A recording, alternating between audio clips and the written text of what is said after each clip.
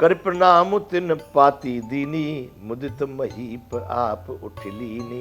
किसी मंत्री को नहीं कहा, किसी दूसरे अपने अर्दली को नहीं कहा कि भाई ये चिट्ठी लाए सुन ले लो। पाती यानी पत्र। कर प्रणाम तिन पाती दीनी, प्रणाम करके महाराज ये पत्र दिया है महाराज जनक ने। है महाराज जनक ने दिया है। राजा दशरथ स्वयं उठे आगे और हाथ करके उनसे वो पत्री ले ली। बारे बिलोचन बाचत पाती, पुलक गात आई भरे छाती। बंधुओं, उस चिट्ठी को पढ़ते पढ़ते बारे बिलोचन बाचत पाती, उस पत्र को पढ़ते पढ़ते राजा दशरथ की आंखों में आंसू आ गए।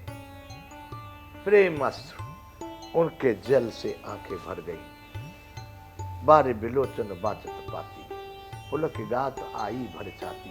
वो इतने पुलकित हुए कि उनका कंठ और छाती दोनों भर गए।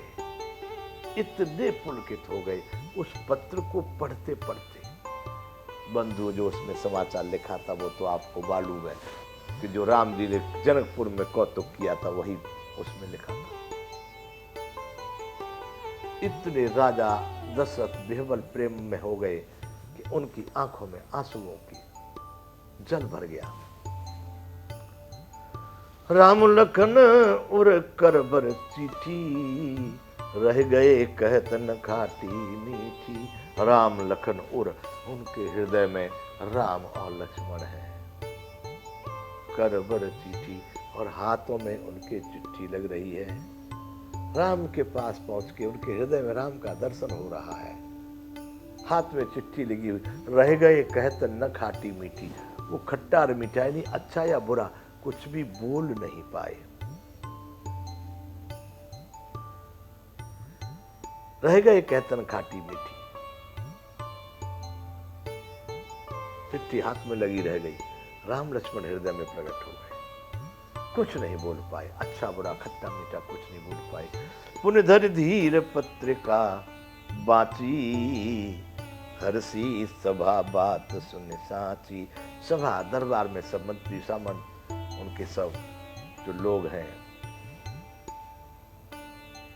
अधिकारी बैठे हुए हैं। एक बार राजा दशरथ ने अपने मन में उस पत्री को, बुद्धिमान लोग वैसा ही करते हैं। कोई ऐसा प्रसंग होता है तो पहले स्वयं जानना चाहते हैं कि उसको सबके सामने व्यक्त करने जैसा है या नहीं है। पहले अपने देखते हैं, उसके बाद में व्यक्त करने जैसा है तो व्यक्त करेंगे, नहीं अपने समझ के उसको साइड में रख लेंगे। तो बंधु, ऐसा महाराज दशरथ ने किया।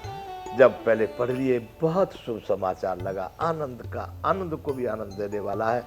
पुण्य धरि धीर पत्रिका बाची, फिर हृदय में धीर धर के महाराज दशरथ ने उस चिट्ठी को सुनाया।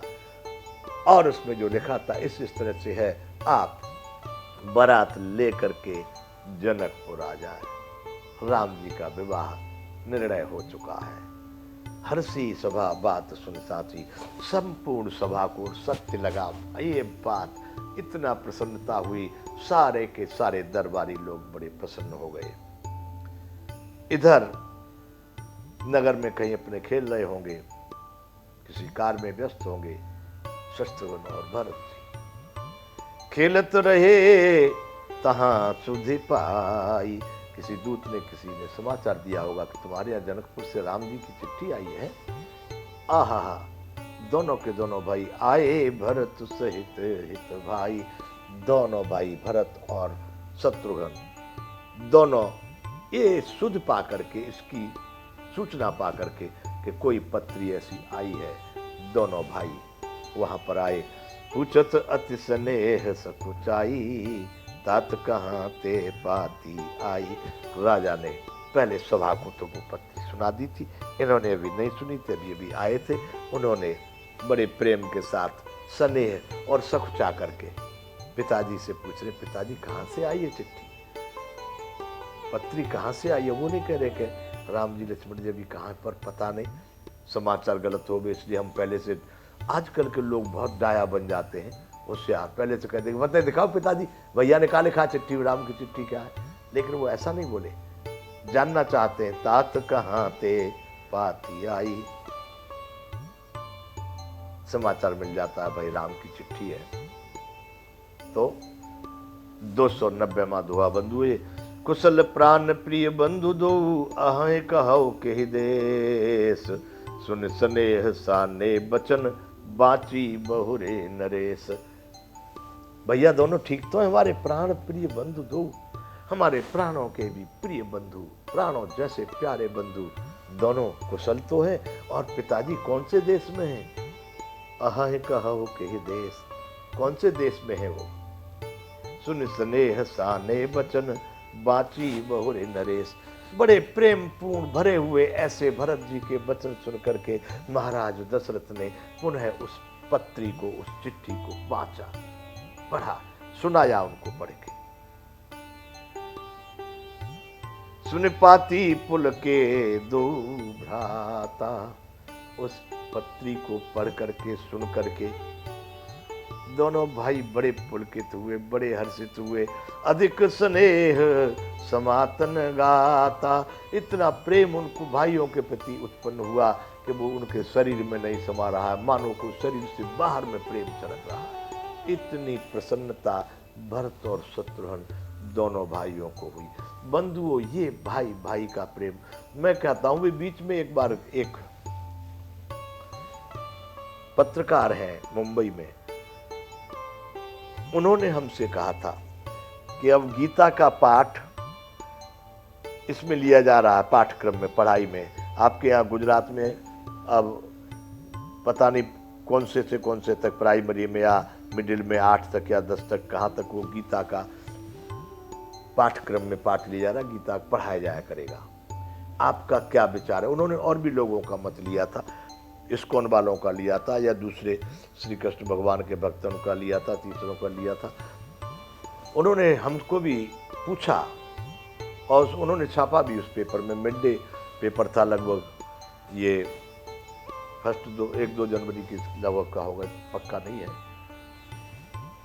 आपका क्या विचार है गीता पढ़ाने के लिए। मैंने कहा गीता पढ़ाओ तो मिलिट्री वालों को, बच्चों को पढ़ाओ तो रामचरित। लोगों ने अपने अपने मत व्यक्त किए होंगे, जिन्होंने कहा गीता बहुत अच्छी चीज है, वो गीता पढ़ानी चाहिए, गीता समझानी चाहिए बचपन से। मेरे विचार से गीता बचपन से बच्चों को गीता नहीं, रामचरितमानस पढ़ाओ।